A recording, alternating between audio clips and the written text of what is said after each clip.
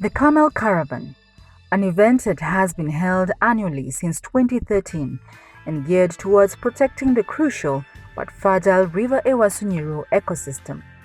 This river, stretching for over 700 kilometers, meandering through 7 counties, is facing major threats which, if not adequately addressed, could jeopardize livelihood of communities, their livestock, as well as wildlife species that depend on it for survival. Besides advocating for the protection of the river catchment, the annual event has become a meeting platform for participants from diverse backgrounds, sharing ideas that promote peaceful coexistence among the various communities while harmoniously sharing the natural resource. The 2020 Camel Caravan, scheduled for August, could not take place owing to the global crisis brought about by the COVID-19 pandemic. This presented an opportunity for the communities to reflect on the gains brought about by this annual event, point out existing challenges, and suggest ways of making the campaign more vibrant in future. This year, we were not able to conduct Camel Caravan as normal, and this is because of the COVID-19 challenges, and we had to revise how best can you carry out these activities with the same objective. The objective of documenting community voices is to understand whether the Camel Caravan has had impact for the time, for those years, to get community views on how best can we improve the initiative of Camel Caravan even after COVID-19 and in future. Toka hii caravan ianze, tumeona mabadiliko sana kwa conservation ya hii mto. Tunaona saizi watu wakati miti sana karibu na mto.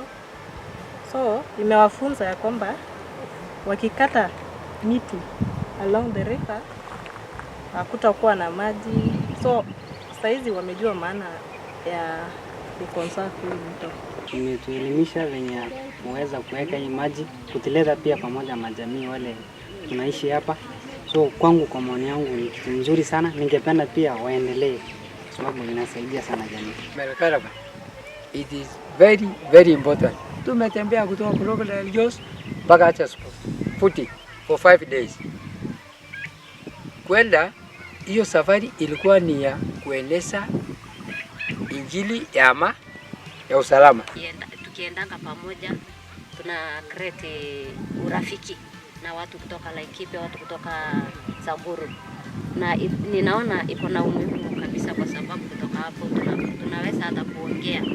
The global COVID-19 pandemic might be with us for a longer time, but it has not yet sounded a death knell to the annual Camel Caravan.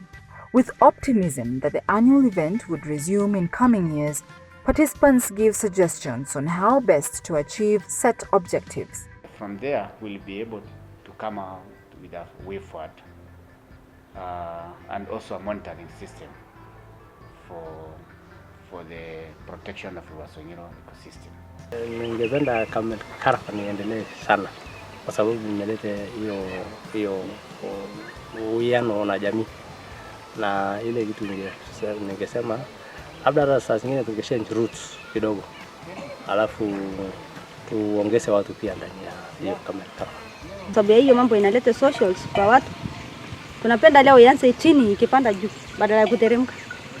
Na pia include ages sote, kwa sababu wakati mwingine unapata ni morans, ni vijana tu. So tungependa hata kina mama waingie, wazee, warani na wasichana pia.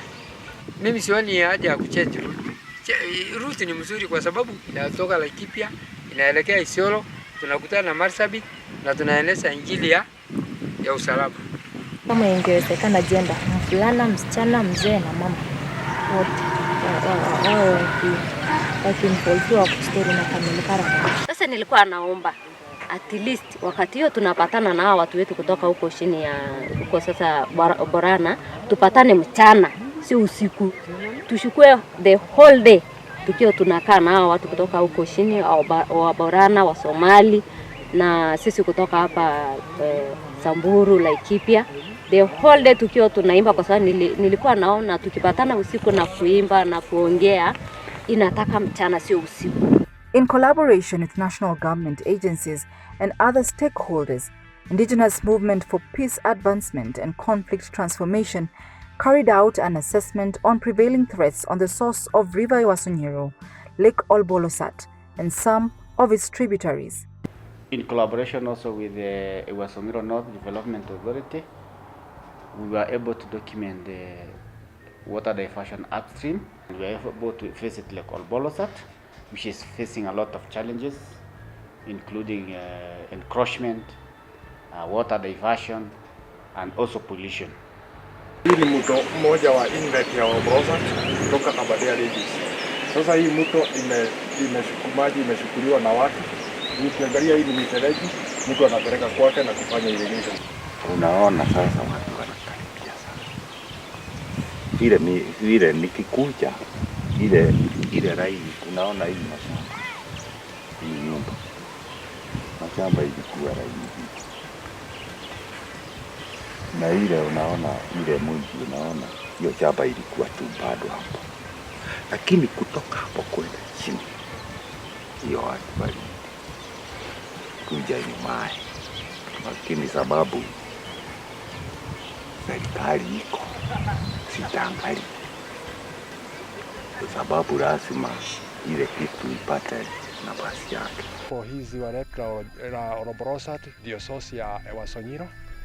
Na sisi wakati tulipokuwa watoto tulikuwa tumekuta hii ziwa iko na maji mingi, lakini hivi juzi sasa imeanza maji inaendelea na kupungua. Isipokuwa ni 2 years imepita kuwa na mvua kubwa, miaka hiyo ingine maji inakuwa inapungua kabisa, kwa sababu watu walifanya encroachment ya ziwa, wakalima hiyo udongo wote mchanga wote ukaingia kwa ziwa.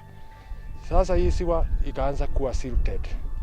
Sasa hapo ndipo tungetaka serikali yetu ikuja iingilie, iangalie vile tunaweza fanya kwa hii ziwa ili irudi ile kiwango ya zamani. It is envisaged that the documented information would trigger action from those charged with the responsibility of conserving this fragile ecosystem in an effort to minimize resource-based conflicts among communities. The purpose of the documentary is to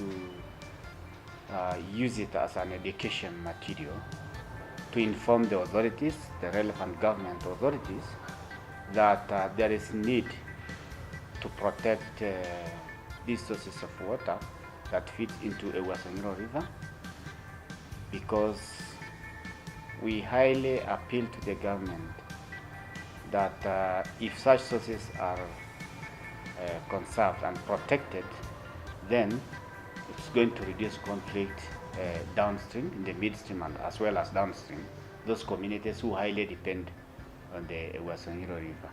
On issues related to water diversion, they said that we don't have adequate legislation that protect the flow of such water, or maybe there's a problem in enforcement of the existing laws. Hapa hakuna mtu anaweza sema hii area ni yake. Hii ni kama normal land. Sana inasaidia watu, inatumiwa sana kulima. Inajaribu kulicha hii area. Ilikuwa kubwa na vile watu wameanza kulima na kufanya nini? Ukinyecha mchanga inakuja inarudi, imefunika hii dam ikakuwa kidogo. Ilikuwa kubwa mbeleni na viboko walikuwa naishi hapa na kulikuwa na msitu. Sasa watu makakatakata miti, unaona kuko ni nini. The ecosystem of Ewaso Nyiro is faced by a number of threats, and the main threat is that we have water scarcity. This is due to the frequent drought incidents that we have, and also due to the vastness of the basin. Like I said, it is the biggest in Kenya and covers a very big area of more than 210,000 square kilometers. The other problem also related to water scarcity is water use conflicts, which are as a result of the first threat I talked about, the water scarcity. Because the water is coming from a smaller area and serving a big area. Then we have the people in the lower area having unmet demand, and hence they crave or they move to the upper area with their livestock.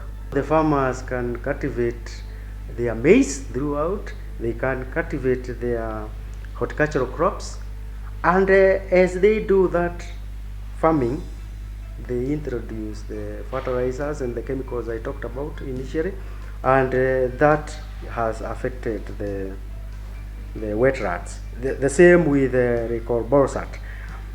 For Recorborsat, an integrated water management or an integrated management plan for the wet rat has been prepared.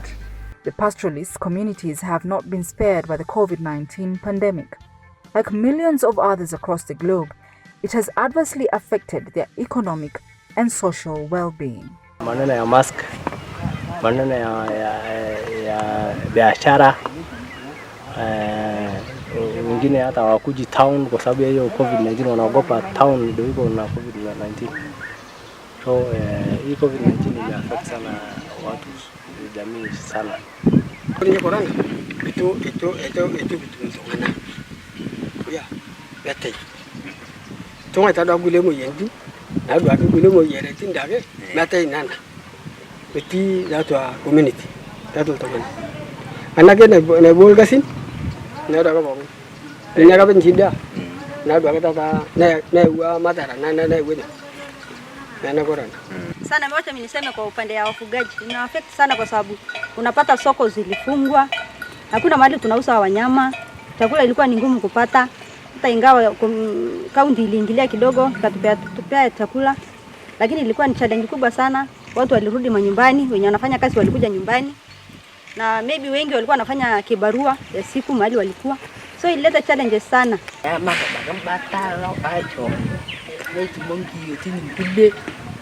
Ni ndio kitu cha sumu. Na hasara kubwa.